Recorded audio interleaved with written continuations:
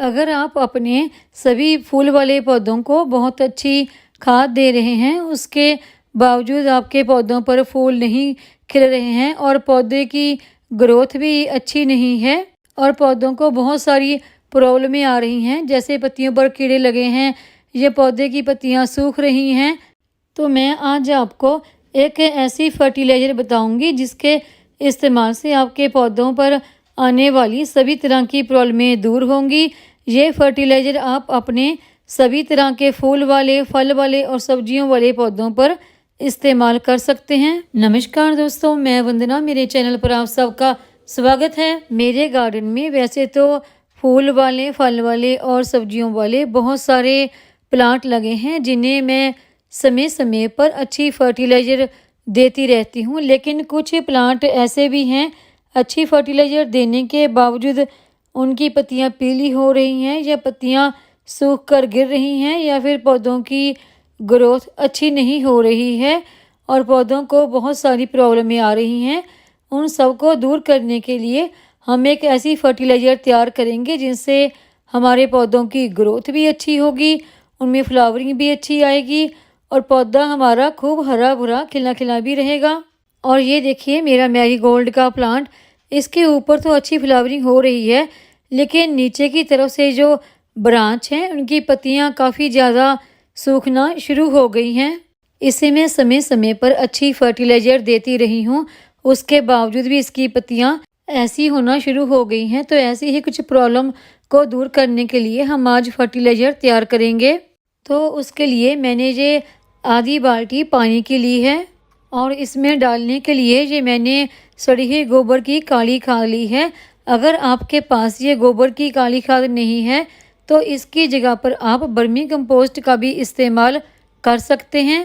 गोबर की खाद पौधों पर इस्तेमाल करने से इसके बहुत ही फ़ायदे होते हैं। पौधों की ग्रोथ अच्छी होती है, फ्लावरिंग अच्छी होती है। पौधों पर इस खाद के इस्तेमाल के हमें बहुत ही अच्छे रिजल्ट देखने को मिलते हैं। और इसे अच्छी तरह से हिलाते हुए बीच में मिक्स कर देंगे। और अगली चीज़ जो हमने इसमें डालने के लिए लेनी है वो है ये गुड़। गुड़ आप आधी बाल्टी अगर आपने पानी की ली है तो उसमें आप 250 से 200 ग्राम के आसपास तक गुड़ इस्तेमाल कर सकते हैं। मैंने ये गुड़ 200 ग्राम से थोड़ा सा ज़्यादा लिया है और इसे भी हम बीच में अच्छी तरह से मिक्स कर देंगे। गुड़ में कैल्शियम, मैग्नीशियम, फास्फोरस बहुत ज़्यादा मात्रा में पाए जाते हैं। ये सभी तत्व हमारे पौधों की अच्छी ग्रोथ के लिए बहुत ही अच्छे होते हैं। इसमें पोटाशियम और फास्फोरस होने की वजह से पौधे की ग्रोथ और भी ज़्यादा अच्छी हो जाती है। और इसमें मिक्स करने के लिए जो अगली चीज़ हमने लेनी है वो है ये आधा कटोरी मैंने दही ली है। इसकी जगह पर आप छाछ, लस्सी, मट्ठा उसका भी इस्तेमाल कर सकते हैं। उसका आप 1 गिलास इस्तेमाल कर सकते हैं। इसमें दही इस्तेमाल करने से इसकी गुणवत्ता और भी ज़्यादा बढ़ जाती है। ये एक पेस्टिसाइड का काम भी करता है। इसमें भरपूर मात्रा में कैल्शियम भी पाया जाता है। इससे पौधों को कोई भी फंगस का रोग होता है या पौधे की पत्तियां मुड़ने लगी हैं या पत्तियां सूखकर गिरने लगी हैं, उसमें ये प्रॉब्लम भी दूर होती है। तो अभी हम इसको एक डंडी की हेल्प से अच्छी तरह से बीच में मिक्स कर देंगे। इस खाद को बना लेने के तुरंत बाद ही आपको अपने पौधों पर इस्तेमाल नहीं करना। इसे आप कम से कम 15 से 20 दिन तक ढक्कन लगाकर किसी छांव वाली जगह पर रख दें और कम से कम 15 से 20 दिन के बाद ही इसे हमने इस्तेमाल करना है। इसे आप इससे पहले बिल्कुल भी इस्तेमाल ना करें, उससे हमें इस खाद के ज़्यादा अच्छे रिजल्ट अपने पौधों पर देखने को नहीं मिलते। इस फर्टिलाइज़र को आप गमले की मिट्टी में मिक्स भी कर सकते हैं और पौधे पर इसका स्प्रे भी कर सकते हैं। अगर आपके पौधे को कोई वायरस यानी पौधे की पत्तियों पर किसी फंगस वगैरह का अटैक हो गया है तो इसमें ये बहुत फ़ायदेमंद है, क्योंकि हमने इसमें दही मिक्स किया है जिसमें गुड बैक्टीरिया होते हैं जो एक पेस्टिसाइड का काम भी करते हैं। और इस खाद को रखे हुए 20 दिन से ज़्यादा का वक्त हो गया है। उसका रिजल्ट भी देखिए, ये खाद हमारी बनकर तैयार हो गई है।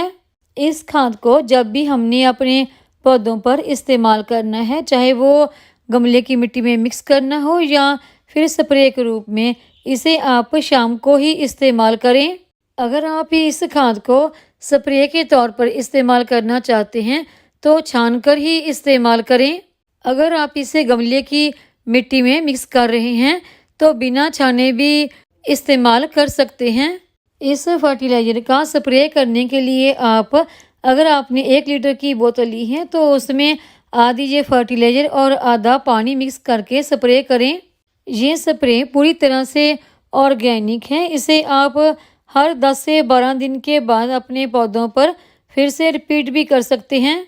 इससे हमारे पौधे की पत्तियों पर कोई भी वायरस है, फंगस है या फिर लीफ कर्ल की प्रॉब्लम है, वो सब दूर होती हैं। और अगर इस फर्टिलाइज़र को हम गमले की मिट्टी में मिक्स करके दे रहे हैं तो इसमें पानी मिक्स करके ही देंगे। डायरेक्ट इस फर्टिलाइज़र का इस्तेमाल पौधों पर नहीं करेंगे। इस फर्टिलाइज़र को आप अपने सभी तरह के पौधे, चाहे वो फूल वाले हों, फल वाले या फिर सब्जियों वाले, उन पर इस्तेमाल कर सकते हैं।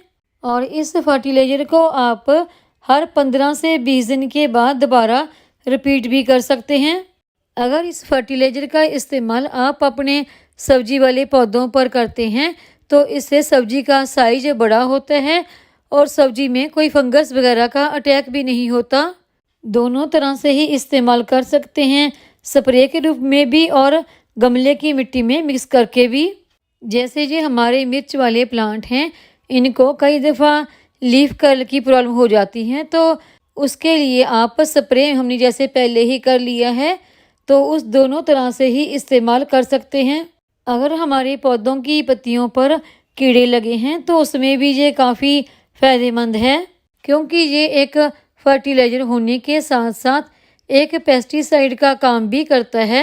अगर आपने अपने गार्डन में सब्जियां लगा रखी हैं तो किसी भी केमिकल फर्टिलाइज़र का इस्तेमाल ना करें। इस तरह की ऑर्गेनिक फर्टिलाइज़र ही बेस्ट है।